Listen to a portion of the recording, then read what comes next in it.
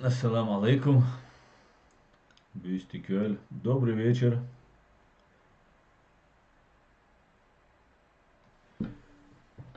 Сегодня 5 июня 2020 года. С вами снова я, Аслан Арцуев. И я рад всех приветствовать на своем канале. Так, поехали, как говорится. Давайте как изначально проверим звук. И после этого приступим.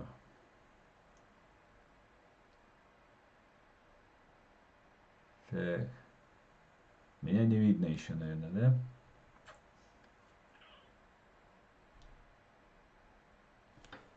Или видно?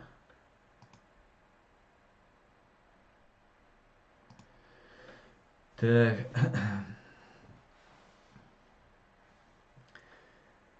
Да, видно, все отлично тогда. Еще раз приветствую, с вами Аслан Арцуев.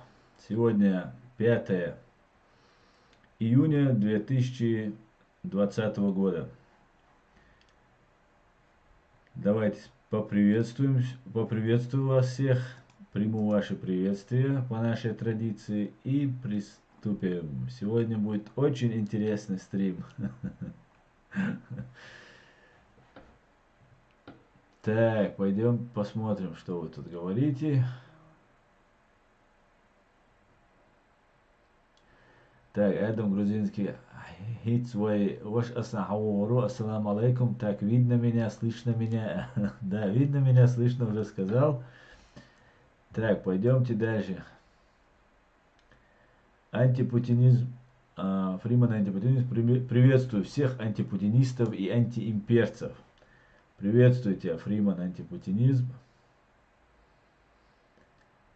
Так, и сразу анекдот от Фримана антипутинизма. Вылезает как-то Путин из бункера и спрашивает первого встречного: товарищ, а коронавирус уже закончился? Давно, еще 5 лет назад. Вот гады, это они мне по видеосвязи пургу гнали. Да-да-да, только он прямиком в Гаагу вылетит оттуда. Ну или в деревянный Макинтош. Или в цинковый. Так.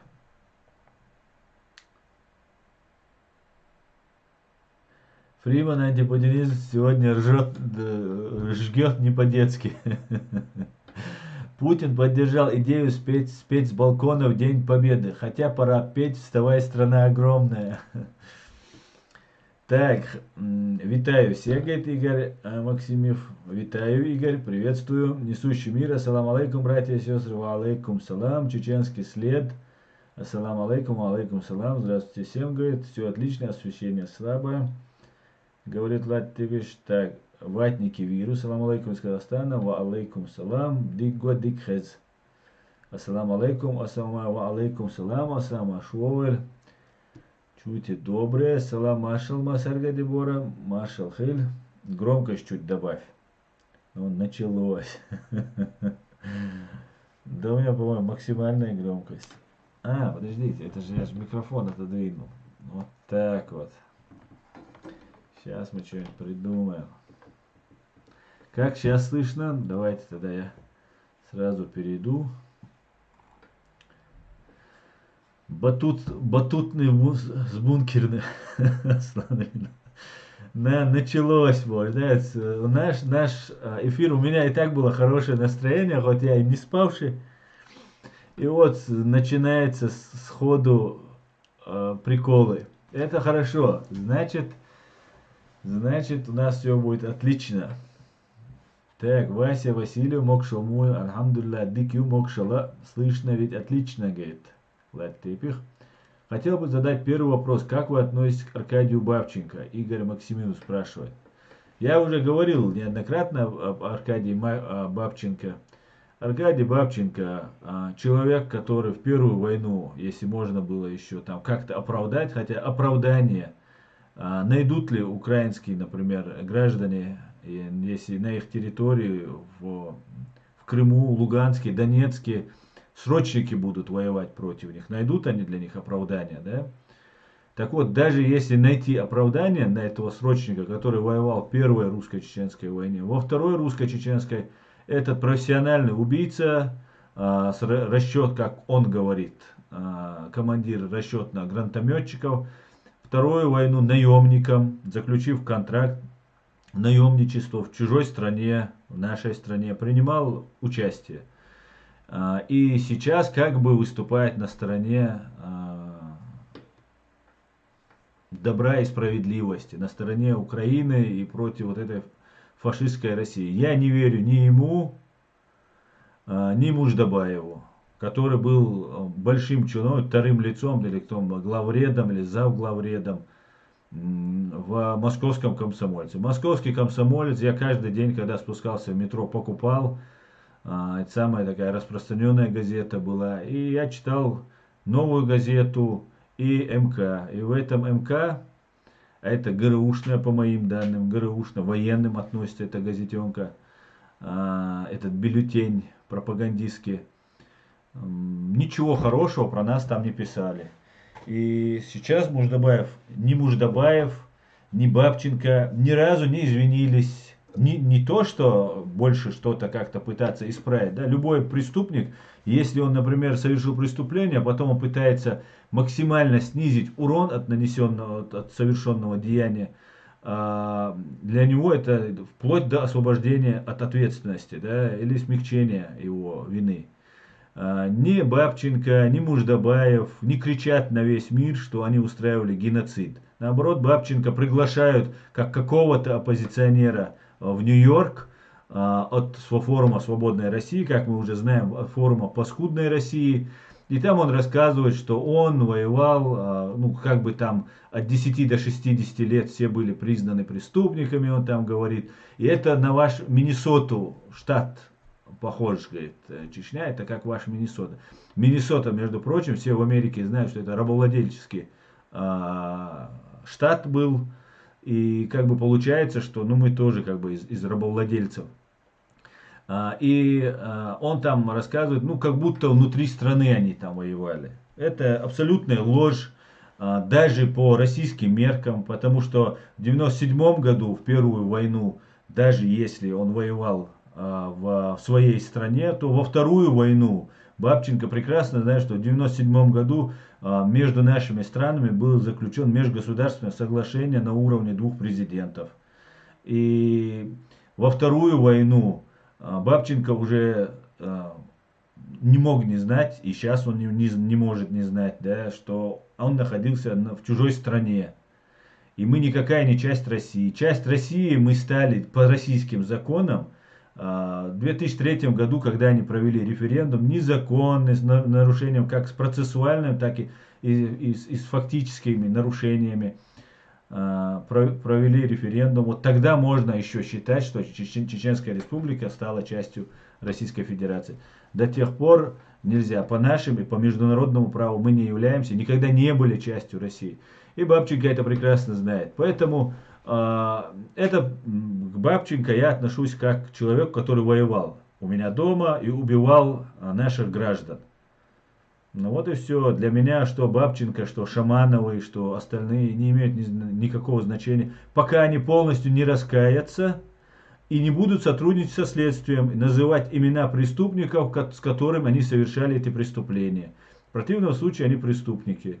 Я не видел, не слышал, чтобы Бабченко сотрудничал с нашими какими-нибудь там правительством или с нашими какими-нибудь правозащитными организациями, или с Генеральной прокуратурой, или еще с какими-нибудь там службами нашими, какие у нас там имеются. Я никогда не слышал даже извинений. Ни от него, ни от Муждабаева. Поэтому отношение у меня соответственное. Муждабаев сейчас стал ярым крымским татарином. И я не верю. Я знаю, что люди, чеченцы, так называемые чеченцы, чеченоговорящие, прикрываясь религией, манипулируя религией, исполняют волю России.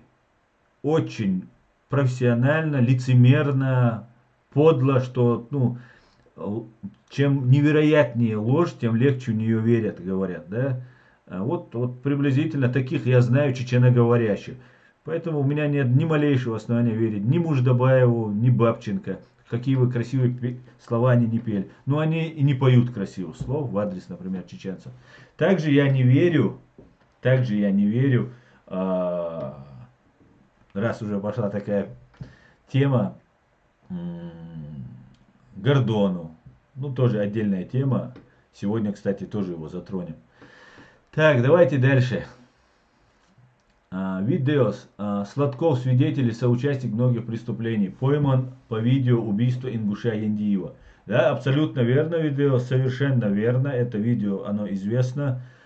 И за это преступник Сладков, пропагандист, соучастник, прямой соучастник геноцида чеченского народа, конечно же, должен будет тоже понести наказание. Абсолютно верно.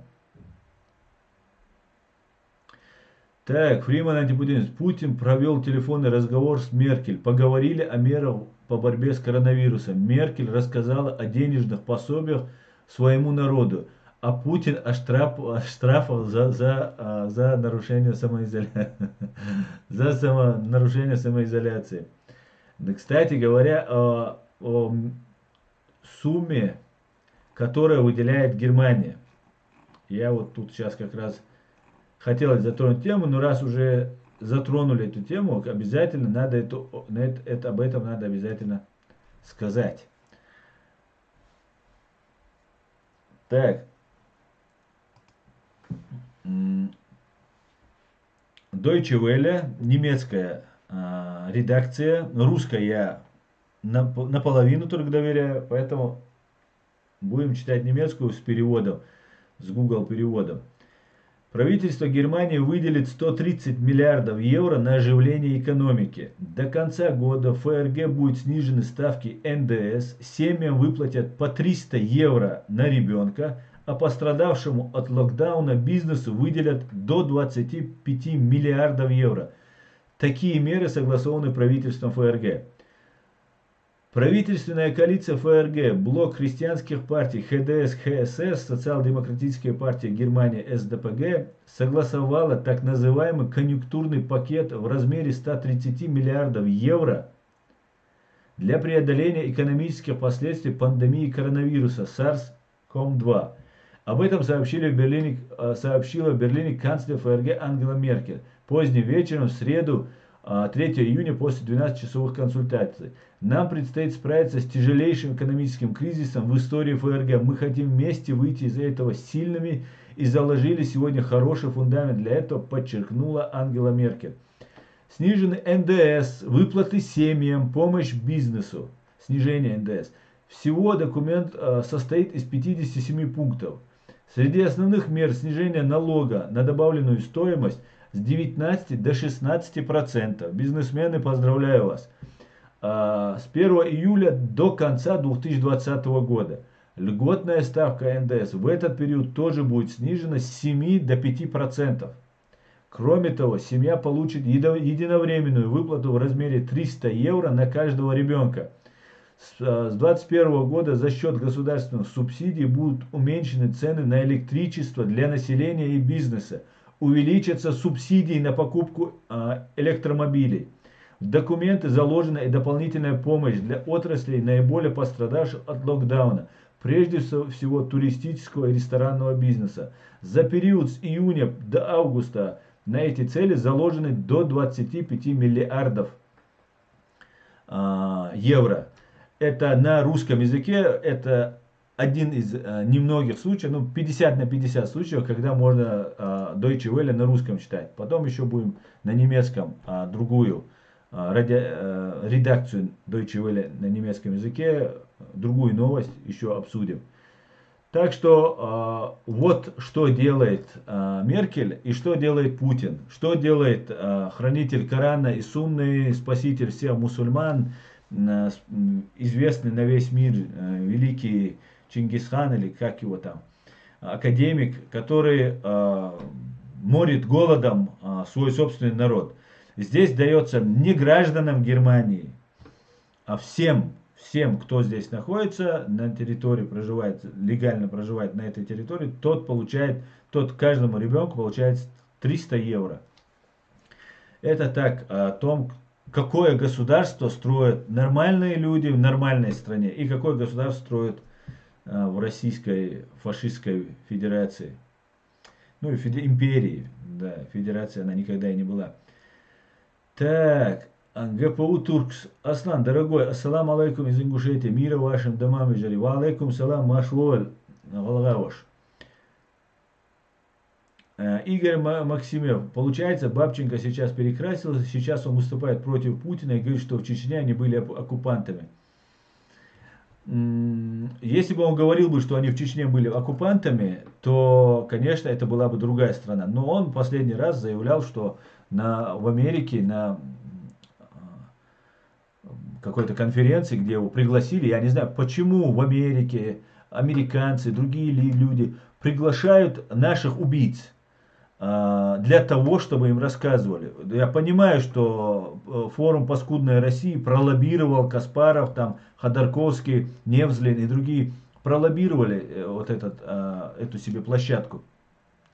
Но приглашать наших убийц достаточно было, что Джордж Буш пригласил в овальный кабинет к себе военного преступника и массового убийцу Владимира Шаманова во время вот этой активной фазы геноцида. Ну нет, теперь еще приглашают туда. Ну, Америка свободная страна, по крайней мере, по поводу Бабченко, они сами могли это все организовать. Поэтому, ну, приблизительно, знаете, как это выглядит? Это если во время правления нацистов в Германии Америку приглашают бывшего эсэсовца или какого-нибудь там Гитлер-Юганта, представителя, и он рассказывает, что вот он сожалеет, ну и ни одного еврея там нет, да, вот в Америке нет ни одного еврея, и разговаривает немец, нацист, который рассказывает, это приблизительно так выглядело в моих глазах. То же самое выглядело, когда Владимир Шаманов фотографировался, не знаю, как это, ну, чисто, наверное, как у них принято, да, пролез, наверное, быстренько с Бушем сфоткался, но со звездой героя на груди. Со звездой героя. Со звездой, которая обильно покрыта кровью чеченцев. Вот он заработал эту звезду героя ни за что-либо другое, кроме как за нашу кровь. За граждан Чеченской Республики Ичкерия, в том числе не чеченцев, других национальностей людей. И вот для нас, для чеченцев, это был сигнал. Потом нас кто-то обвиняет, что мы радикализировались, что мы перестали верить Западу там, и так далее, и так далее. Да, это именно так. Мы радикализировались, мы перестали верить Западу, и у нас есть на это объяснение. Мы очень хорошо понимали сигналы, которые поступают с мира. Мы понимали, как приторговывают нашей кровью, чтобы получать недра, нефть, для того, чтобы Путина в G8 пригласить, для того, чтобы... То же самое делала Украина, то же самое делала Грузия, Саакашвили, Михаил, например, для того, чтобы понравиться Путину, выдал наших людей, которых тела до сих пор не нашли, наших чеченцев, граждан Чеченской Республики Ичкерия. Да, весь мир отвернулся, и некоторые люди радикализировались, потому что потеряли веру. И я не знаю, если бы у меня убили всю семью, осталась бы у меня вера в справедливость, в права человека. Я не знаю, как я бы себя повел бы, если у меня за один день убили бы там маму, папу, братьев, сестер, тети, дяди и всех остальных. За один день. Такое у нас часто происходило в Чеченской Республике Ичкерия. Поэтому Бабченко не перекрасился, на мой взгляд. Бабченко на задании. А то, что он против Путина, да, возможно, против Путина. Есть такие люди, которые есть против Путина. Даже на самом деле против. Некоторые играют роль, что они против Путина. А некоторые есть на самом деле против Путина. Например, того же Ходорковского возьмем. Бывший комсомолец, который наворовался, тоже напился чеченской крови. Банк Минотеп, например, первую русско-чеченскую войну, занимался всеми транзакциями, все шло через банк Минотеп Ходорковского. Также не сомневаюсь, что занимался и нефтью, и так далее, как сейчас Роснефть занимается чеченской нефтью. грабит чеченский народ. Также я уверен, ЮКОС, который потом стал Роснефтью, когда отобрали у ЮКОС у Ходорковского, потом он преобразовался там путем слияния и разных там реорганизаций, он стал Роснефтью, который возглавил Сечин, который непосредственно принадлежит Путину. Поэтому эти люди могут быть реально против Путина, да, это возможно. Но это не значит, что они не перестают быть оккупантами, преступниками, фашистами. В конце концов, как тот же Ходорковский, который является имперцем и с оружием в руках лично готов, сам заявляет, без стеснения, что он лично готов с оружием в руках ехать убивать нас за то, что мы не хотим жить в их свинарнике, мы хотим права, мы хотим быть нормальными людьми, мы не хотим воевать, участвовать в захватнических войнах России, имперских войнах против Украины, против Грузии, против Европы. Мы этого не хотим, мы хотим созидать, мы хотим жить, строить, развиваться. И Ходорковский готов лично с оружием идти к нам воевать. И поэтому, хотя Ходорковскому следовало бы лично с оружием, если так на то пошло, раз он грабит этот русский народ, эту Россию, то она ему не ценна. Да, если бы он любил бы, ценил бы, он бы там строил бы города, даже если бы там что-то у него было бы из денег. Ну, по крайней мере, не грабил бы бабушек и дедушек русских.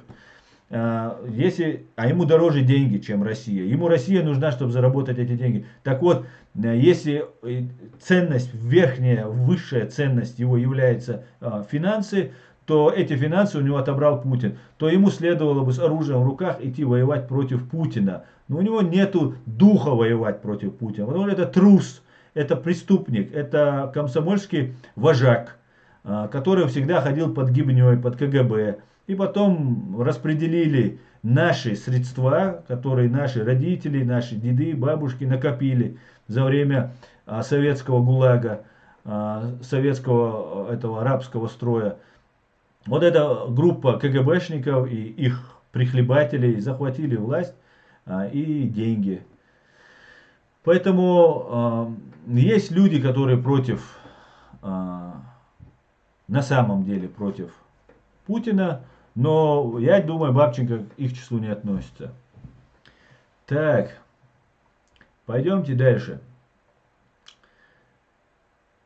Игорь Максимов. Гордона мы тоже не верим. Конечно, знаете, очень хороший есть маркер.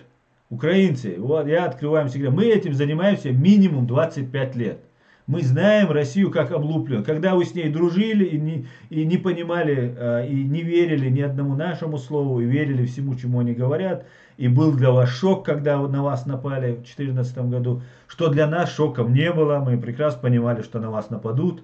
У вас редко кто понимал, что на вас нападут. Большая часть вас, вы пребывали в этом, в неведении, да, таком, прекрасном неведении. Так вот, я бы хотел вам сказать один маркер, который есть. Они будут, вот эти все преступники, которые на самом деле за Россию и имперцы, они будут вам говорить про все войны, но всегда будут забывать, что война была в Чечне. Потому что это самое большое преступление. И они все замараны этим преступлением. Начиная от Гордона, без сомнения, такие же, да, когда он принимал участие, где-то что-то писал, и если он начнет изобличать эту войну, да, эти преступления разоблачать, которые там совершались, то ему напомнят, а помнишь, ты где-то что-то поимел с этой войны, где-то статейку написал, где-то интервью взял, где-то там кого-то сдал, и так далее, и так далее. Тот же самый Муждабаев. Почему Муждабаев про Чечню не говорит? Потому что рыльца в пушку у Муждабаева. И у других тоже. Так вот, если они не говорят про Чечню, знаете, этот человек нечист. Этот человек пытается оправдать. И от него вам будет вред. Потому что на него есть уже компромат. Он на крючке. В любой момент его привлекут. Потому что привлекать мы их будем точно. Что бы это ни было, Буш к себе пригласит, Трамп к себе пригласит, там Шаманова, Путина и наградит его чем-нибудь. Весь мир, если даже отвернется и скажет, что все, убивайте этих чеченцев, они не заслужили место на нашей земле. Что бы ни произошло, мы будем добиваться признания этих преступников виновными. И мы уверены, что мир услышит нас. Я абсолютно в этом уверен, потому что в этом мире намного больше добрых, справедливых людей. И более, знаете, это даже не ради нас, это ради себя нужно сделать. Потому что если оставить это преступление безнаказанно, то этот мир не стоит ничего, не стоит никакие права человека. Вообще ничто. Все это лицемерие и ложь от начала и до конца. Да, есть в мире лицемерие, есть интересы, национальные интересы и так далее, и так далее. Но если оставить это, то никаких принципов справедливости, гуманизма, ничего, на чем строится весь западный мир, а он на самом деле и гуманен, и справедлив, насколько это возможно на сегодняшний день в этом мире. И здесь есть абсолютно порядочные, чистые, светлые, золотые, святые даже, я бы сказал, люди. К сожалению, они пока не в политике. По крайней мере, не в высоких кабинетах. Но я думаю, все поменяется. А если народ ведет борьбу, то эта борьба не зависит от жизни одного человека. Это может продолжаться годами, десятилетиями там, и так далее. Так вот, если они об этом не говорят, то знайте, что они являются соучастниками. И от них вам нет никакого толка. Или они как минимум замараны и на крючке, или они являются сотрудниками российского КГБ. Так вот, я хотел бы вернуться к Гордону. Гордон вчера, по-моему, записал интервью с Андреем Николаевичем Илларионовым. Андрей Илларионов, кстати говоря, не поправил и не напомнил. Ну, за это я вину не буду ни на кого накладывать. Но это очень важный момент. Гордон перечисляет войны, в которых участвует имперская Россия. Так громко он это все называет. Потому что сейчас у него проблемы в Украине. Так как он тут Гиркина и Поклонскую начал обелять. И делать террористов и массовых убийц. Которые в эфире заявляют, что он расстреливал там по какому-то этому приказу 45-го или 41-го, 2-го года людей расстреливал, да, пришел в чужую страну и расстреливал людей. И он обелял и делал вот этот терроризм с человеческим лицом. Правда, у Гордона это плохо получилось. Поэтому давайте сейчас послушаем, что скажет Гордон. Послушайте внимательно. Это займет пару минут. Цель.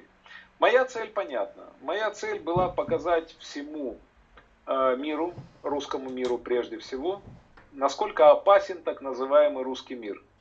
Насколько опасна эта машина имперская, захватническая, которая в разные промежутки времени то в Венгрию идет, то в Чехословакию, то в Афганистан. То в Приднестровье, то в Грузию, то в Украину, то в Сирию, то в Ливию. Куда она пойдет завтра, никто не знает. От этого она шла в Финляндию. Подождите. 8 стран назвал. Он 8 стран назвал, этот человек. Он назвал 8 стран и не назвал самое большое преступление, совершенное фашистская Россия, которая только что на его глазах. Это не Чехословакия, когда он был младенцем или молодым там пацаном, там мальчишкой, или там не Венгрия, не Приднестровье, которое было там раньше, чем Чеченская Республика. Это самая длинная, продолжительная, больше, чем Афганистан, продолжительная война, в которой было огромное количество жертв, в которой была резня, самая настоящая резня была, мир просто этого не знает. Это была самая настоящая резня. Это не была война, это был геноцид, это было убийство чеченского народа. Вот смотрите, вот, живой человек, вот так борется с имперством. ФСБ, показывает, как он... Это он тут оправдывается за Гиркина как раз на эту тему. Поэтому вот такие вот дела по поводу Гордона. Возвращаемся к вашим вопросам. Запомните, украинцы, если они не говорят про Чечню, они враги. Они вам враги, запомните. Если они не говорят, кто взрывал дома в Москве, и вы должны днем и ночью на всех каналах об этих взрывах говорить. Мой канал занесен Роскомнадзор после того, как я начал уже показывать ролики и говорить. До этого они меня терпели, атаковали меня, там DOS-атаки совершались, убирались подписчики, ну все, что возможно, подписчики, просмотры, комментарии, применялась вся вот эта своя хакерская, своя вот эта деятельность. Но она оказалась недостаточно эффективной, и вступил Роскомнадзор и предложил YouTube заблокировать мой канал на территории России, или в принципе, ну только на территории России он может заблокировать. Конечно, если YouTube так сделает, я буду это обжаловать. Но это другая история. Что я хочу сказать? Мы должны очень внимательно смотреть, и украинцы должны почаще, не почаще, все время говорить о взрывах в 99 году, когда они убили своих русских. 307 русских было убито. Когда 307 русских, это Буйнакск, 2 дома в Москве, Волгодонск. И во время попытки подрыва 5-го дома в Рязани были задержаны 2 сотрудника ФСБ. Двое мужчин и 1 женщина заложили взрывчатку. Женщине удалось скрыться, 2 мужчин были задержаны. Об этом надо говорить. За 6 лет украинцы об этом не говорили ни разу. Блогеры иногда говорят. Я им подбрасывал эту идею, говорили. Мы будем говорить с украинскими блогерами, я еще буду настаивать на том, чтобы они об этом говорили. Нужно об этом говорить почаще. И хоть я и сейчас быстро вам сейчас все это выдаю, давайте посмотрим ролик про взрывы домов в Москве, снятый к 20-летию, 19 год. РИА Новости. Специально я вам покажу, хотя не имею никогда привычки показывать только в редких случаях российские вот эти лживые новости. Канал РИА Новости с 208 тысячами подписчиков. Сейчас, одну минутку. Канал РИА Новости с 208 тысячами просмотров. Посмотрели взрывы домов в Москве 20 лет с момента трагедии. 12 432 человека. 13 сентября. Уже больше полгода этот ролик висит. Посмотрело 12 тысяч. Это насколько интересно русским смотреть вот эти ролики.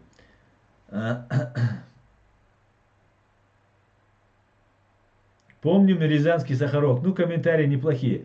Давайте посмотрим. Просто я показывал у себя в ролике, в своих стримах неоднократно и на чеченском языке, и на русском языке про эти взрывы, про расследование Литвиненко, про то, что Жириновский сказал, Селезнев за 3 дня до взрыва в Волгодонске сказал, что будет взрыв в Волгодонске, хотя в этот день произойдет взрыв в Москве, и только через 3 дня произойдет взрыв в Волгодонске. Были задержаны 2 сотрудника ФСБ, про Алексея Картофельникова, жителя дома, который увидел людей, заносящих в мешки в дом по улице Новоселова, 14/16. Ну и много-много, да, здесь можно вспоминать Трипашкина, бывшего ФСБшника, который расследует, да, эти взрывы домов. По крайней мере, расследовал, но почему-то сейчас молчит. И интересно, почему с чем это связано, да? Трипашкина дальше духа не хватает развивать эту тему. Хотелось бы, чтобы хоть один русский офицер, который на самом деле офицер, я бы на самом деле пожал бы ему руку и проявил бы к нему уважение. Если бы этот человек на самом деле, не побоясь пожертвовать своей жизнью, готов был бы расследовать это. А так не расследовать, а просто говорить этого недостаточно, имея много-много доказательств. Был Александр Литвиненко, которого я глубоко уважал, и пусть Аллах примет его шахаду. Перед смертью он принял ислам, и я надеюсь, что он стал мучеником на этой войне, на русско-чеченской войне. русско-чеченская, КГБшно-чеченская можно назвать эту войну. Но хотя нет, это все-таки русская война. Давайте посмотрим, что говорят, какая версия у официальных представителей России. Так, увеличивать мы не будем, чтобы не получилось каких-то страны. Так, нет. Сначала. Это, вот вы сейчас видите, остатки дома. Вот этот промежуток между ними, он был взорван. И остатки потом уничтожаются, и на этом месте поставил какой-нибудь памятник. Если со звуком будут проблемы, скажите, если плохо будет слышно.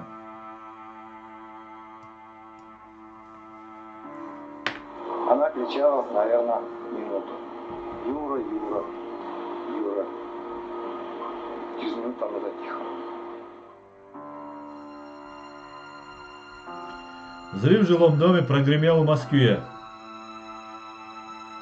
На улице Гурьянова в ночь на 9 сентября 1999 года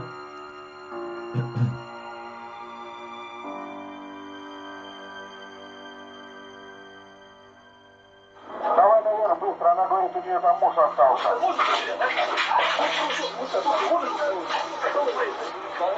Понял? Все ясно. Юрка, момент, полдома нет все. Два подъезда девятиэтажки были уничтожены сразу. Здание рассекло на две части. Никто не ожидал, что теракт произойдет в столице. Конечно, никто. В ближайшие часы будут приняты меры по усилению безопасности во всех крупных учреждениях. Вот здесь надо остановиться. Вот этот человек является военным преступником, являлся военным преступником. Сейчас он отвечает перед Господом за свои преступления. Этот человек не мог не знать, что готовятся взрывы, что это делается. Его семья, которая обогатилась, озолотилась на нашей крови, чеченской крови. У него есть дети, внуки, они очень состоятельные люди, очень богатые, миллиардеры, наверное.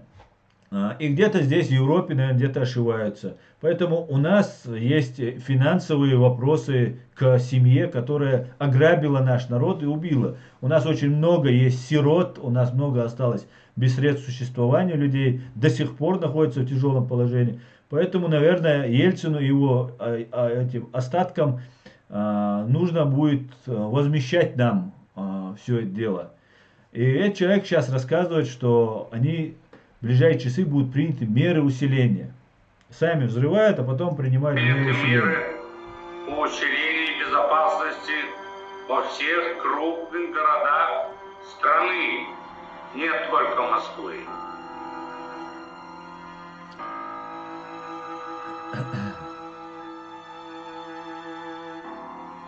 Мы будем преследовать террористов везде, в аэропорту.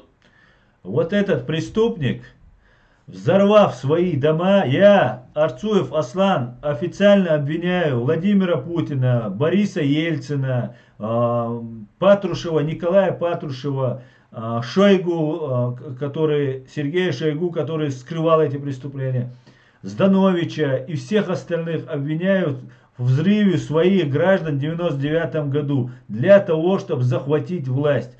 КГБшная хунта в 1999 году, взорвав своих граждан, захватила власть. Я это официально объявляю. Если не согласны, подайте на меня в суд. Я готов в суде, в любом европейском суде, не в вашем суде. Я готов доказывать, что вы являетесь преступниками, что вы убиваете людей только за то, что распространяют эту информацию.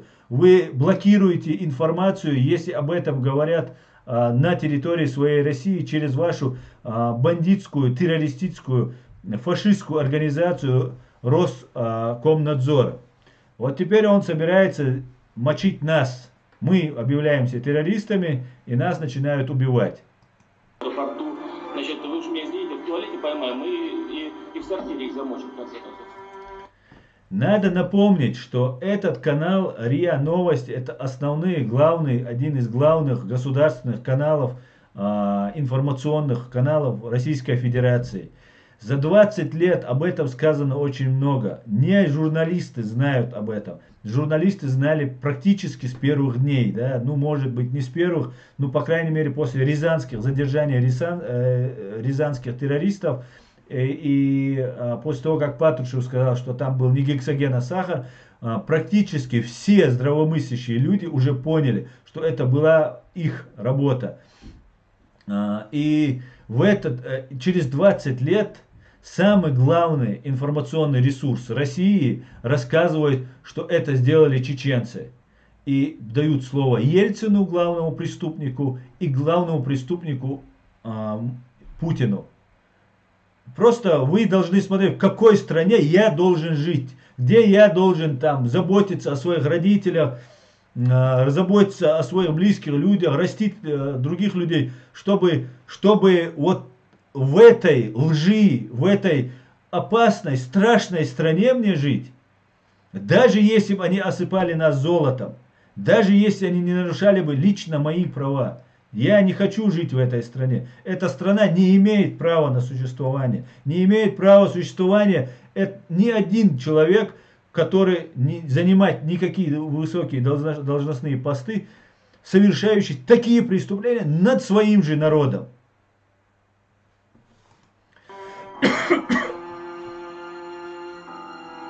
На 13 сентября был назначен траур.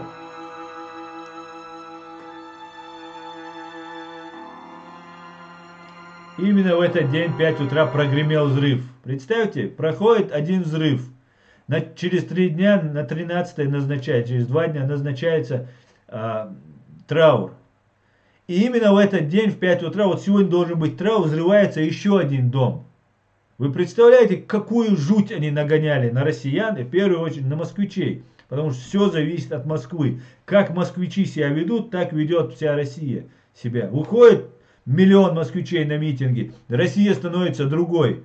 Не выходят они, сидят они по углам, спрятавшись, пья водку там на кухне и ругая Путина. Ничего не происходит.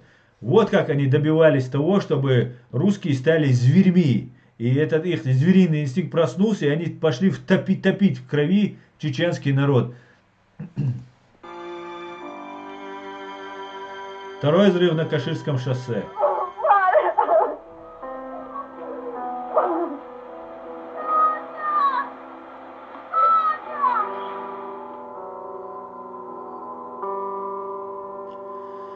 Восьмиэтажный дом был полностью разрушен.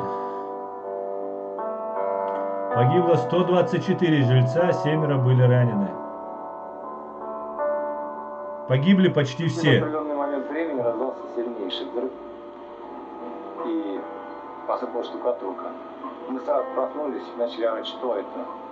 И тут нас стукнуло, очень сильно стукнуло, чем-то придавило. Я понял, что это взрыв. Я понял, что я ничего сделать я не смогу. Единственное, что я сказал, что там рядом лежит моя жена, отыщите ее. Она меня звала недавно. Она кричала, наверное, минуту. Юра, Юра, Юра. Через минуту она затихла. В этих 2 терактах взрывы повредили и соседние дома. На улице Гурьяна позже пришлось снести 2 дома. В доме жила до 59-го года. Здесь наши заводские люди погиб. Карелин Вера, Кожухова Маша с семьей, муж, сын. Через 20 лет они показывают реально тяжелые кадры, показывают людей, которые виновны в этих кадрах, и обвиняют снова нас. Хотя там не было ни одного чеченца, сейчас они нам будут показывать Гачияева, там других людей, которых они обвинили в терроризме. Я не знаю, причастны эти люди к этому теракту или нет. Я знаю, что для ФСБ совершают преступления и Гачияевы, и чеченцы, и русские, и армяне, и азербайджанцы. Кто бы там ни был, все есть, да, за деньги у каждой национальности есть преступники. Тут, ну, как бы Гачияев вроде с набережных Челнов, вроде татарин, как бы, не знаю. Ну вот, обвиняются, террористы планировали. И все. Все. нету у русских никакого слова. Вот эти кадры, вот человек лежит, у него жена там погибла. И этот человек до сих пор, наверное, жив. Я не слышал этого человека. Я бы ни одного дня не молчал бы после того, как узнал бы правду. Я бы днем и ночью об этом говорил бы, пока я бы не добился справедливости или я не был бы ими же ликвидирован. А он, наверное, сидит на лавочке, ногу на ногу, выпивает 100 грамм, помянуть надо 13 сентября, покурить, помянул и пошел спать. Не хотим мы с вами жить, русские, не хотим. Эти фотороботы левые, фотороботы заменены. Вначале были совсем другие фотороботы. Об этом говорит Дэвид Саттер, американский журналист, расследователь, который приводит людей с доказательствами. Огромное количество у него есть информации по этому поводу. Обязательно с Дэвидом Саттером я поговорю и сделаю интервью. Как только у меня получится с ним сесть и сделать интервью. Поэтому этих фотороботов смотреть мы не будем. Посмотрим, что они дальше говорят. Улица Гурьянова, Каширское шоссе, Борисовские пруды, Краснодарская улица.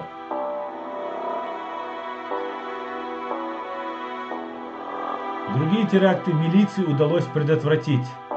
Кстати говоря, была такая информация, об этом говорил Трепашкин, что также были в Москве еще подготовлены взрывы. И после того, как в Рязани Патрушев провел учения, взрывы в Москве прекратились. И это единственный теракт Шамиля Басаева, который они ему приписывают, который засекречен на 75 лет. Странно. Какие совпадения? В нужное время происходят теракты, потом, когда милиция ловит с поличными ФСБшников, теракты прекращаются, потом это дело засекречивается на 75 лет, и виноватых нет. И все идут на второй день после Рязанских учений, на второй день начинаются массированные бомбардировки Чеченской Республики Ичкерия. Интересно, да? Очень большие совпадения. И если какой-то русский мне скажет, о нет, это вы сделали там, я просто не за себя, за чеченцев вы говорите, что мы там сами себя бомбили, там делали, ваших убили. Вы не можете это отрицать, русские. Вы не можете сказать, что этого не было, что это сделали мы. Потому что здесь стопроцентные факты. Да, если это в нас бомбили, да, там захватнические войны, вы же все фашисты, 95% русских имперцы, а значит фашисты. И вы посчитаете, ну вот, ничего страшного, забомбили, ну мы же завоевываем, мы же великая страна. Ну это, по вашей логике, это нормально. Но вас убивают. Ваш спаситель великий убивает вас. Но пока вам не поднимут пенсионный возраст, пока у вас в холодильнике еда не закончится, вы не выходите. Так кто вы? Ваша власть убийца вас. И нас тоже она убивала, геноцид устраивала каждые 50 лет.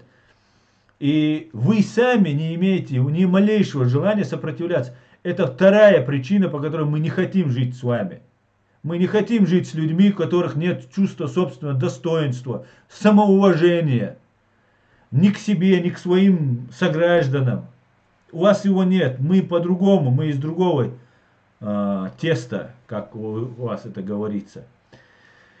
На 16 сентября взрыв раздался в Волгодонске. Ну, 16-го. Ничего нет. Вот песок и все.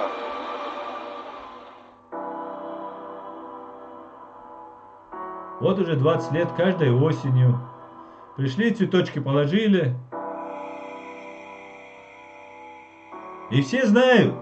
Все эти жители этого дома об этом знают. Одна жительница дома живет в Америке. Она делала интервью, говорила. Женщина. Кстати говоря, женщины, русские женщины, русские мужчины недостойны русских женщин, которые у них есть. Это, если бы не русские женщины, русской нации уже не существовало бы. Не нашлось ни одного жителя, который начал бы бороться, как мужчина, за то, что вот совершили вот эти террористические акты. Но вот женщины появляются.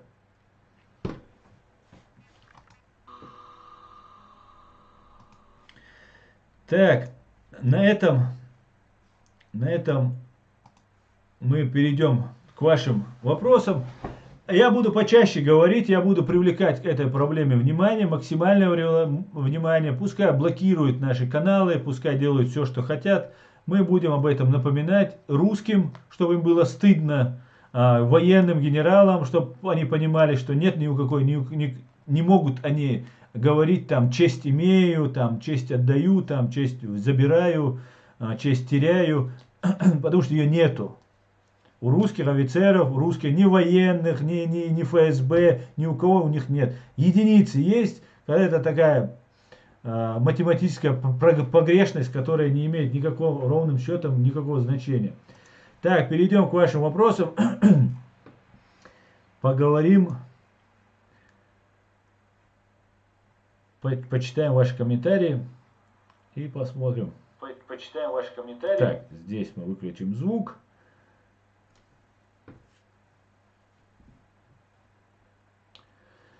Так.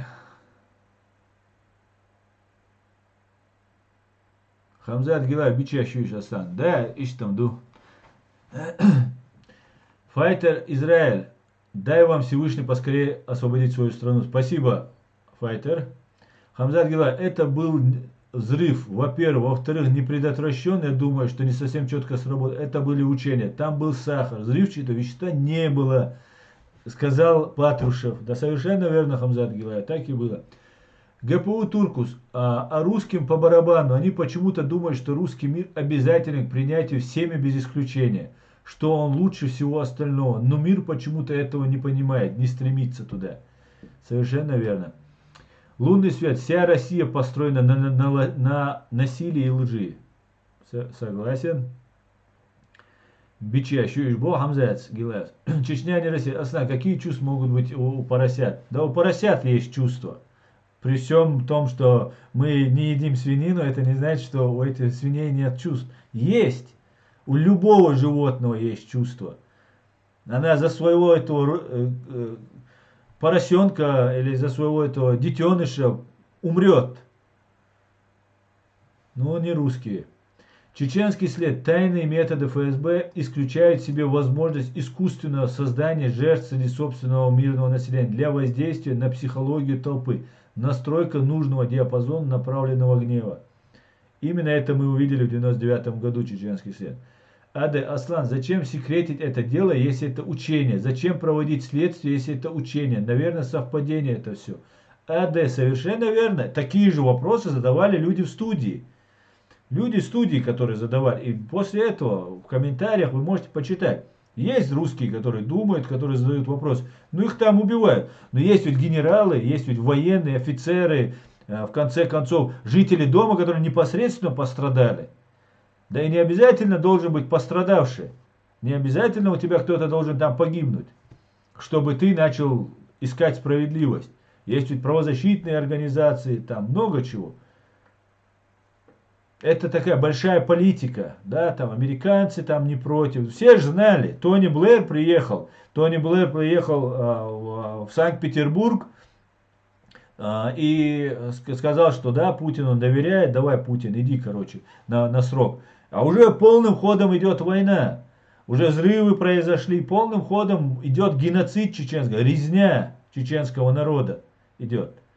А Тони Блэр потом объявляет, что в Ираке у тирана, у преступника Саддама Хусейна, без сомнения, Саддам Хусейн преступник, что у него там, или кто это там объявлял, что бактериологическое оружие, что мы должны срочно напасть и наказать Саддама Хусейна и так далее. И Америка влезла в войну, которая там погибло уже огромное количество людей. Сотни тысяч людей уже там погибло. Уже между собой идут это войны. Но преступник был наказан. И это, как говорится, нет худа без добра. Хотя бы этот тиран Саддам Хусейн был наказан. Но никакого бактериологического оружия у Саддама Хусейна не было. Хоть он и газом травил курдов и убивал целыми селами, селениями людей. Но тут почему-то можно взорвать 307 русских, и Тони Блэр этого не заметил. И все потом засекречивается, и все сидят, все нормально. Так, ГПУ Туркус подтверждает, женат на русской, исламе, принимает, понимает, сочувствует и сострадает нашему делу, заступается за кавказцев. Открыто говорит, что русские террористы в основной своей массе. Да, и на самом деле это нужно признать, мы же говорим правду всегда. Если бы не русские женщины, русской нации уже не существовало бы. Грех просто русским иметь таких женщин.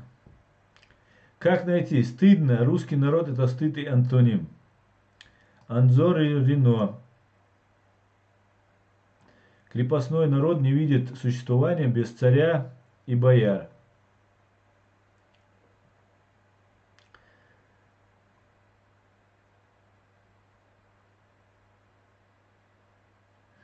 Так.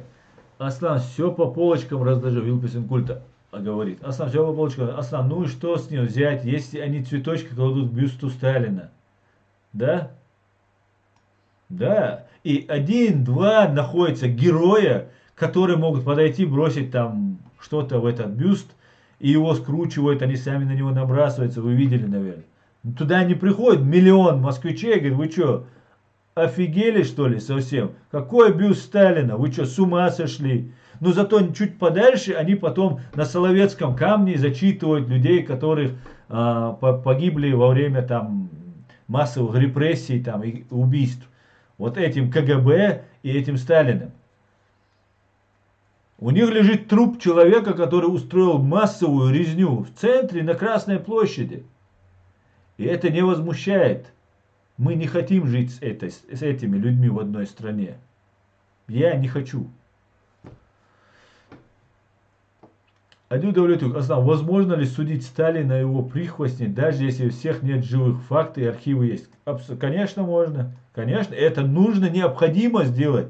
Нужно судебное решение по всем преступлениям Сталина и по всем вот его вот этим преступникам. Конечно, можно. Это необходимо сделать. Амар Амаров, у них сущность такая, они не могут говорить правду, признавать свои ошибки. Всю историю они так себя ведут. Да, это тоже правда. Чеченский след. Пользуясь случаем, прошу ставьте лайки под моим видео. Так их увидят больше людей, я стараюсь не заливать неважное. Кстати говоря, чеченский след. Оставь ссылку здесь. Подписывайтесь на канал Чеченский след. Адам Грузинский. Вы найдете много полезного информативного контента. Евгений. У чеченцев сейчас есть шанс донести миру о преступлении в отношении чеченского народа и сорвать маски кроликов с гиен. Побольше бы сплоченности и отложить все разногласия между собой. Полностью согласен, Евгений. Монгол Азиат. Ассаламу алейкум. Можете прокомментировать голосование 1 июля по поправкам Конституции? Надо бойкотировать или голосовать?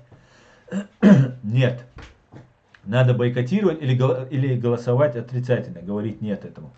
Ва алейкум салам, Монгол Азиат. Я полностью поддерживаю идею бойкота.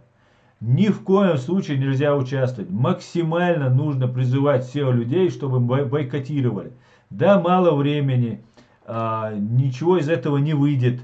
В смысле, подготовить. Нету, например, у нас нет ресурса, да, мы сейчас заявим, 1000 человек, 10 тысяч человек услышат, увидят эту информацию и там возьмутся за бойкот. Но кроме бойкота, другого выбора нет. Участвовать в этом ни в коем случае нельзя. Напишите, я был наблюдателем на выборах дважды.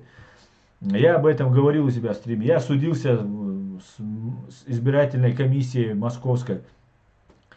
Так вот, что бы вы там ни делали, что бы вы как ни делали, они всегда найдут способ проголосовать, подтасовать. Проконтролировать это практически невозможно. С той системой, которую за 20 лет отработал Путин, невозможно. Они даже камеры повесили в избирательных участках. И эти камеры показывали, как забрасывали туда бюллетени. И не было никаких судов. Это тяжкие преступления, подтасовка голосования. не было осужденных, посаженных учителей, которые являются вот этим тараном, этим исполнителем вот этой грязной работы по переизбранию путинской власти. Поэтому однозначно только бойкот. Да, не донесем до масс, будет там, насильно будут, как в Чечне собираются на эти путинги, людей под угрозой увольнения, отчисления с вузов, там, лишения заработной платы, просто так угрозами. Меня даже, когда я работал в Москве, мне звонили, говорили, давай на субботник возвращайся, там на митинг приезжай. Я отправил по известному адресу всех. Отправить можно, но не каждый будет отправлять их по этому известному адресу. Поэтому людей, конечно, они выведут, постараются вывести.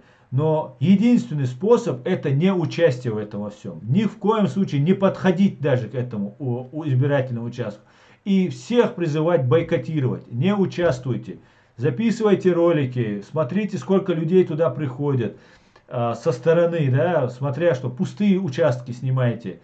Распространяйте информацию и, конечно, только бойкот. Причем активный бойкот. Распространяйте информацию, чтобы никто не ходил.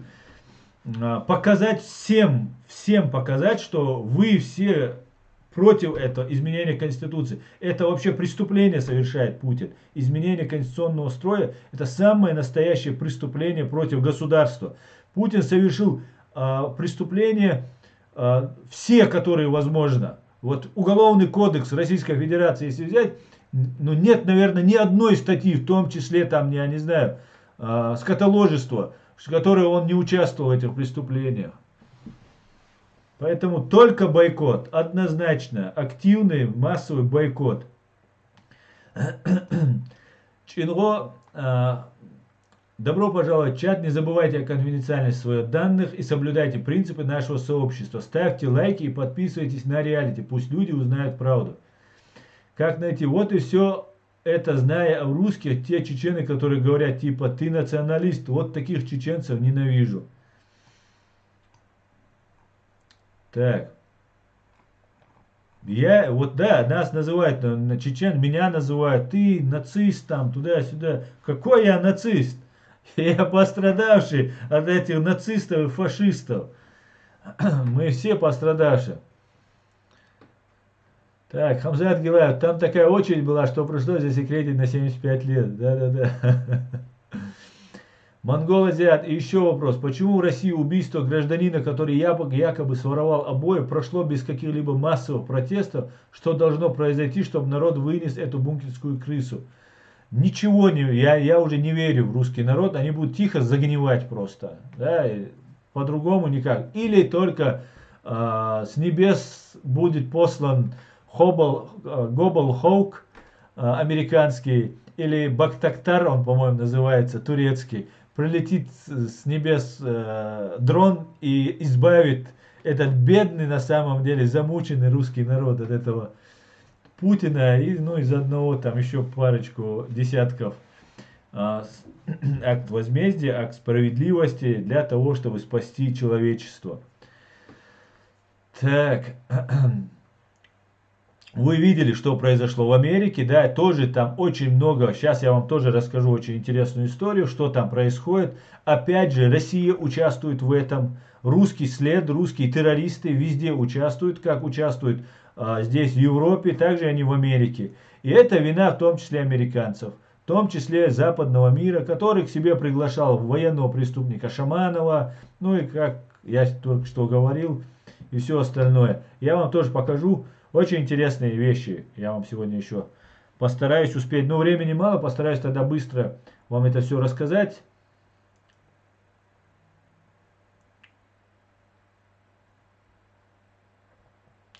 Так, давайте посмотрим.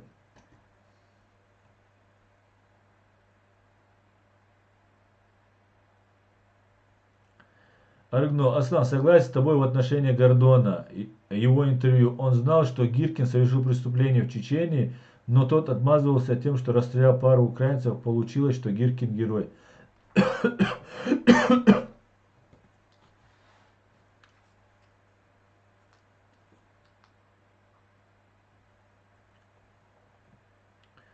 Так.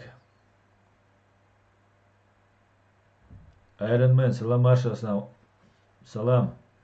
Так, чеченский след. Спецслужбы любой страны не ставим проводить такие учения с боевым патроном с разрушенной целостностью. Патрон раскрыли, вставили в него провода. Да, здесь чеченский след по поводу вот этих рязанских учений, так называемых рязанских учений, можно вот, ну, все просто приводить. Любая зацепка, как мы видели, ты прав, был патрон, настоящий патрон, там, ну и так далее, и так далее. Там все, потому что было все по-настоящему.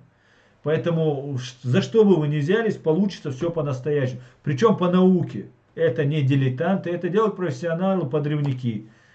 И я думаю, Гиркин вполне мог это осуществить. Так, давайте перемотаю я ваши вопросы. Так, Исахаут, ассаламу алейкум, салам маршал, дус ингушей, дал атту бохал хасан, дал де ал волха. Ва алейкум салам, де рейс хуйл, де салам маршал, ойля ингушетия. Салам маршал, лучший. Так, Владимир Рабинович на месте. Всем салам. Шалом, Владимир. Территория Март. Аслан, значит ли, что проведение митинга в Чечне это укрепление термина Чечня субъект России? Конечно, абсолютно так. Если человек назначены русскими оккупантами, гауляйтер на нашей территории, у нас начались проблемы, я так понимаю, да, на канале.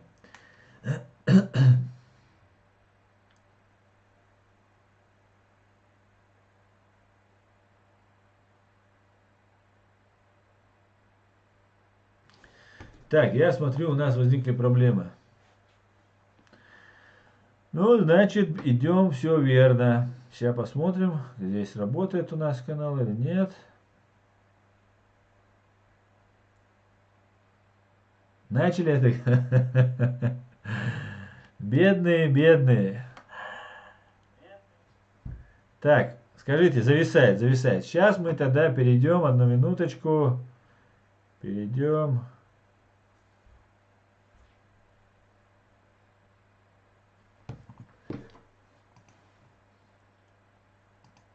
Одну минуточку.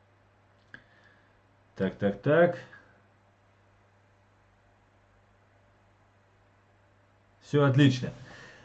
Мы переключились на другой интернет, им потребуется время, чтобы начать новую атаку, наверное. Наверное, так. Так, смотрите, на чем мы остановились. Так, на чем мы остановились. Так, Адам Грузинский, всем. Распространяйте материалы и факты подрыва этих домов. Ибо именно с этого подрыва начался геноцид чеченского народа. Именно с этого подрыва ЧРИ получит деоккупацию. Совершенно верно. Именно с этого получился захват фашистами из КГБ, из банды Путина, Патрушева там, и других, Иванова, власти в России. КГБшная хунта, открытый захват уже власти. Они пришли к власти. Монгол, азиат, Рязан, Сахар, Нью Горизонт, Шалом, Аслан, Шалом, Нью Горизонт. Так, Хамзат Гила, Аслан, они убили всех, кто напоминал им о взрывах. Юрий Щекочихин был самый безобидный из них. Да, совершенно верно. Бях Мобилаш. Извиняюсь. Так, Рязанский Сахар, даешь флешмоб. Точно? Стрим тормозит. Так, это уже было. Так, товарищ майор вмешивается. Да, видимо, не понравилась тема. Бьем в точку. Монгол Азиат, Аслан, у тебя не поменялось мнение Алексея Навального в лучшую сторону? Я жду этого момента. Нормальный он парень. Нет, конечно, ни в коем случае не поменялось. Алексей Навальный это симулятор, и вы узнаете. В 2011-2012 годах, когда были митинги, когда реально русские, россияне, москвичи вышли, там более 100 тысяч человек вышло. По некоторым данным до 120-150 тысяч людей вышло. Я был на этих митингах, это были очень холодные время тогда, это 11 на 12 год, это была очень холодная зима, эти выборы. И эти митинги, и эти люди слили эти митинги. Нет им веры. Нет, ни в коем случае не доверяйте. Салют снова. Нужны, неужели нас на 90 миллионов русских, россиян, не найдется 1, 2, 3, 10 настоящих русских, которые болеют за свою страну, которые знают, что такое международное право, уважают это право, ценят права человека. Но в конце концов не всегда же КГБшников-то выбирать. Поэтому нет. Навальный это исламофоб, фашист, кавказофоб и симулятор. У меня вот свои критерии подхода, вы решаете для себя сами. Анзорино Темишев, который в Европе уверенно говорит про Шендакова, организатор взрыва дома в Буйнакске. Это абсолютно не так. Шендакова просто гасят или на его имени сейчас делают пиар. Там. Сейчас Темишев будет себя раскручивать. Темишев такой же симулятор, как и Алексей Навальный. Просто старый и лысый. Так, пойдемте дальше.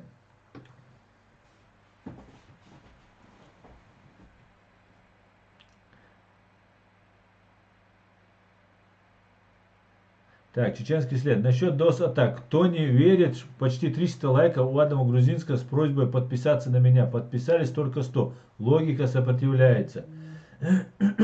Так, давайте мы сейчас перейдем. Я хотел вам рассказать, что происходит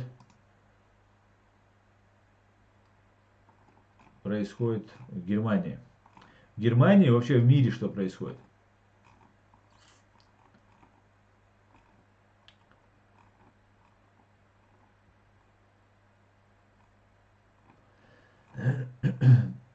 Вот.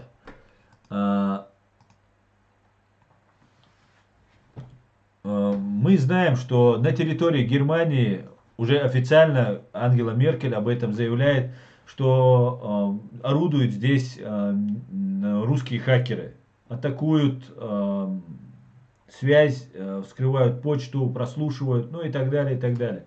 Также русские террористы совершают террористические акты против футбольной команды, самой известной футбольной команды Дортмунд, Боруссия.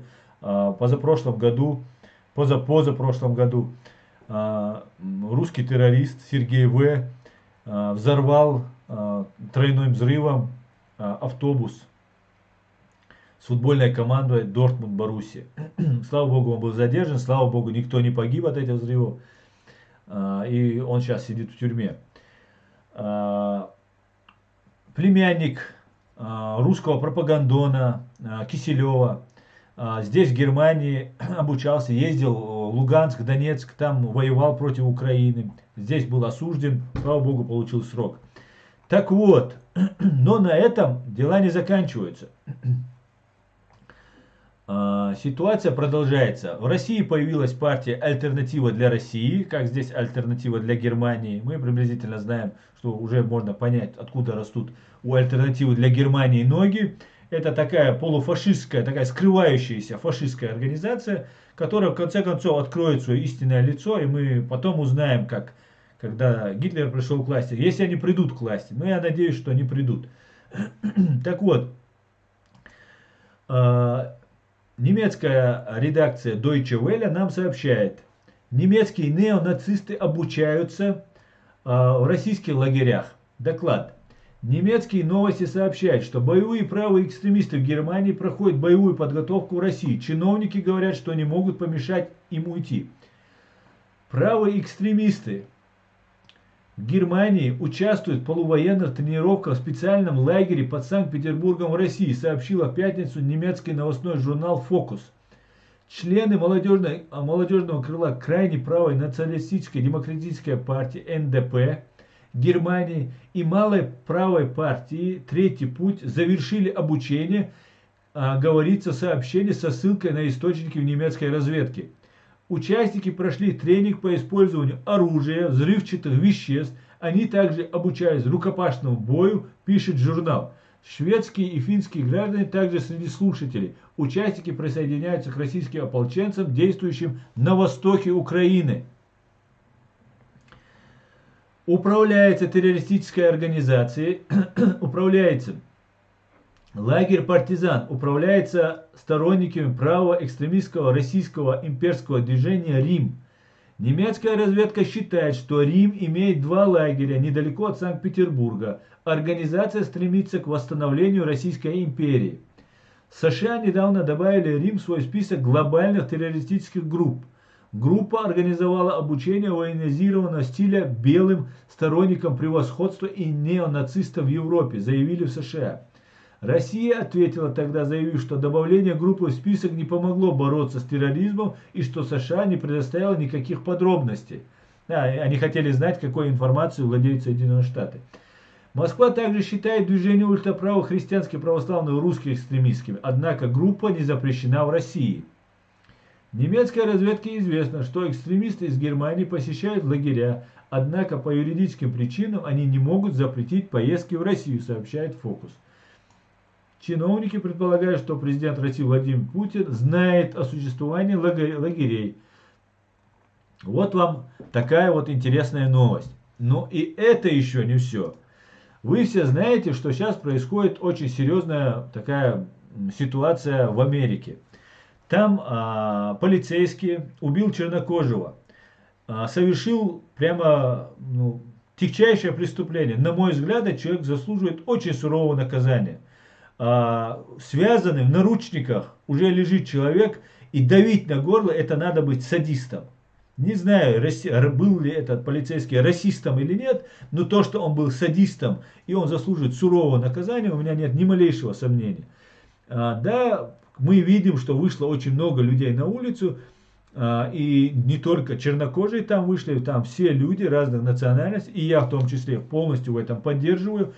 Кстати говоря, вчера и сегодня, вчера в Вене Хусейн Исханов со своими товарищами, Культурнферайн Ичкерия, тоже принял участие в разных акциях. Представители нашего правительства Чеченской Республики Ичкерия приняли участие в этой акции в поддержку тех митингующих, протестующих, которые сейчас митингуют, протестуют в Америке. И это не касается тех мародеров, которые пользуются случаем и грабят магазины и так далее. Это малая группа, которая попадает в объектив камер. На самом деле очень много людей не замешано это. Плюс Россия ведет активную подрывную деятельность, в том числе и вбрасывая информационные поводы для того, чтобы отвлечь внимание от основной проблемы, и чтобы мы все думали, что в Америке все мародеры и там чисто такой грабеж идет. Нет, это не так. И вот 4 июня 2020 года CDL Life News сообщает нам, это американский источник, средств массовой информации, по Google переводу перевод, поэтому читаем. ФБР находит запас взрывчатки в доме водителя грузовика, убитого в неистовстве в Нью-Йорке. Федеральные и государственные власти обнаружили запас оружия и взрывчатых веществ в доме водителя грузовика, который был убит после преследования полиции и перестрелки в Нью-Йорке на прошлой неделе. 29 мая ФБР и полиция штата Вирджиния начали обыск в округе Рокингем, штат Вирджиния, где проживал 58-летний водитель грузовика Джошуа Блаженный. В ходе трехдневного рейда власти заявляют, что обнаружили дом с дюжиной трубных бомб и различного огнестрельного оружия в доме Блесседа и в его личном автомобиле. Полиция штата Вирджиния взорвала взрывчатку в отдаленном месте. Полиция полагает, что, основываясь на запасах оружия, Блессед планировал масштабную атаку, сообщает Daily News Record. Блаженный был убит после полицейского преследования, которое началось в Лерое, штат Нью-Йорк, вечером 27 мая, когда полицейские попытались остановить его в его тягаче для ускорения. Полиция заявила, что Блаженный не соблюдал требования, и вскоре он возглавил преследование нескольких агентств в 3 графствах, в ходе которых он застрелил и протаранил несколько полицейских машин. Вот вы здесь видите протараненные, ну, простреленные полицейские машины. Ну, я не знаю, видно вам или нет, но вот здесь точки от пуль. Возвращаемся к нашей статье. Погоня закончилась на поле возле трассы 20А в Дженезео после того, как полиция с длинными пушками несколько раз выстрелила в кабину грузовика. Блаженный умер на месте происшествия. Примечательно, что никто не пострадал. Слава Богу. Полиция сообщает, что Блаженный направлялся в Нью-Йорк, чтобы забрать кучу молочных продуктов, когда началось преследование. Частично, основываясь на расследовании постов Блэссида в социальных сетях, следователи считают, что он радикализирован. Его лента в Фейсбуке содержала ряд постов, посвященных борьбе с правоохранительными органами. Блаженный сменил имя с Сергея Юрьева в 2005 году. Шериф округа Рокингем Брайан Хейчсон сказал: «Мы узнали о нем намного больше. Вы говорите об истинном экстремисте. Он был опасным человеком. Вы говорите о ком-то, кто серьезно относился к совершению насилия. Какой-то терроризм». Вот, это человек, который готовил, это русский, который сменил имя и готовил массовые нападения, взрывы и убийства полицейских и представителей власти Соединенных Штатов Америки. В 1995 году, когда нас утюжили бомбами и убивали наших женщин, детей и все живое, да, использовали просто напалмом, все сжигали, да, не напалмом, бомбами закидывали, уничтожали все живое, Джохар Дудаев сказал на то, что возразил, когда русские сказали, что Чечня это внутреннее дело России, и европейцы и Запад начали поддакивать, говорят, да, это внутреннее дело, мы какие-то сепаратисты. Нет, мы не сепаратисты. И тогда Джохар Дудаев сказал, если сегодня Европа считает Чечня внутреннее дело России, то недалек день, то настанет время, когда Европа станет внутренним делом России. Мы видим, что уже Соединенные Штаты, самая великая на сегодняшний день держава в мире, может потерять вот этот свой первый статус. Ну, конечно, она не потеряет. Я убежден, что она как клопа раздавит Путина и его режим при желании. Главное, чтобы там мужик появился, настоящий мужчина появился. Раздавит как клопа этого Путина с Патрушевым и всеми остальными мерзавцами. Но тогда мы сегодня видим пророчество слов Джохара Дудаева. Сегодня мы видим, что уже Америка стала внутренним делом России. В том числе касается и коронавируса, и других вещей, которых не было у Саддама Хусейна. А у Путина они все имеются в наличии. Так что вот такие вот дела интересные творятся у нас в мире. Пойдемте к вашим вопросам. Наше время заканчивается.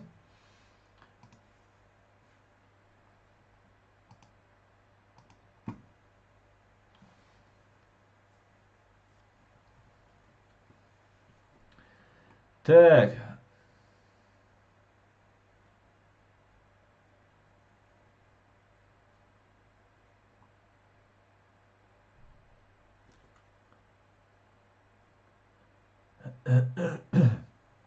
Нарезки делай, пожалуйста, сам. Вот эти новости про Германию и США. Делайте, господа, делайте. Вон Адам Грузинский взял на себя эту тяжелую ношу, но вы все можете этим заниматься. Но я должен знать, с кем я имею дело. Делайте, распространяйте. Хамзат говорит, Аслан, ты садись, наступил на горло Путлеру и его банде. Дал мула. Еще раз напоминаю, Чинхо, добро пожаловать в чат. Не забывайте о конфиденциальности своих данных и соблюдайте принципы нашего сообщества. Ставьте лайки и подписывайтесь на реалити. Пусть люди узнают правду. Вилпесин культа. Барак Обама в годы своего президентства намекал на то, что знает о том, что существуют агрессивные группы. Он просто не хотел говорить слово террорист, скорее всего. Да, группы, конечно, есть. И это имеется, да, это есть. Но вот сейчас уже открыто русские сменив имя, как здесь в Германии совершают теракты. Например, во Франции мы знаем, что была база в горах Франции. Они выезжали, тот же Красиков, который убил Зелимхана Хангашвили, выезжал по всей Европе, ездили, совершали убийства и возвращались себе на базу. И без сомнения эти базы есть еще, потому что деньги, финансы позволяют, все у них имеется, они работают. И я понимаю, что хотят американцы, хотят, не хотят американцы, хотят европейцы или не хотят европейцы. Но для того, чтобы сохранить свой суверенитет, свою государственность, им придется спуститься на землю, понять, с кем они имеют дело, и поставить на место вот этого взорвавшегося преступника, которого один раз они уже поставили на колени. На колени. Главный преступник Ельцин приехал тогда в Америку, поднял руки вверх, сказал: «Боже, храни Америку». Он стал на колени, он сказал: «Простите нас». Это для русских нормально. Но американцы думали, что если так себя ведут, то значит с ними можно иметь дело, они все поняли, изменились. Нет, американцы должны понять, европейцы должны понять, джентльменов там нет.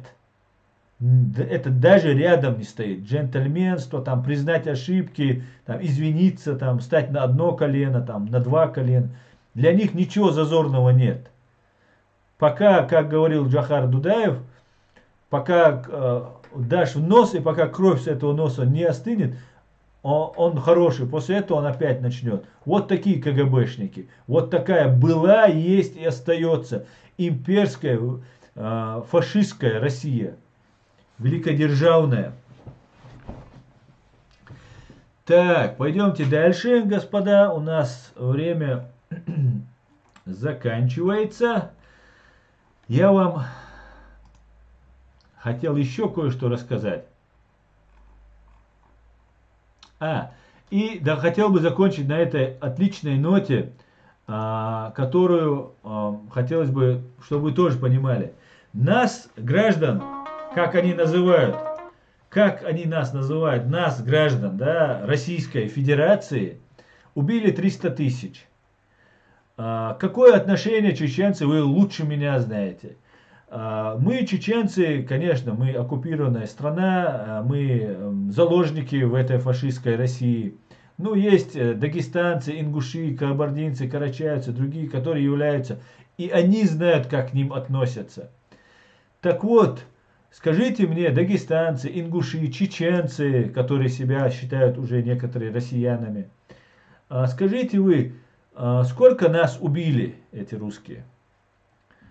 И скажите мне, сколько, когда они нас убили, протестов было со стороны русских, что вот нас убивают. И сколько было ответной реакции властей города, региона, всей страны, всей федерации, так называемой империи. Ни разу, никогда русские не выйдут на митинги против того убийства вас, потому что вы такие же черные, мы все в России такие же черные, как, например, в Америке там называют там черных, чернокожих. Мы тоже, только в Америке этот расизм 1000 раз меньше, а этот расизм в России по отношению к нам 1000 раз больше. Так вот, я вам хочу это показать ролик, и на этом я сегодняшний свой стрим хотел бы закончить.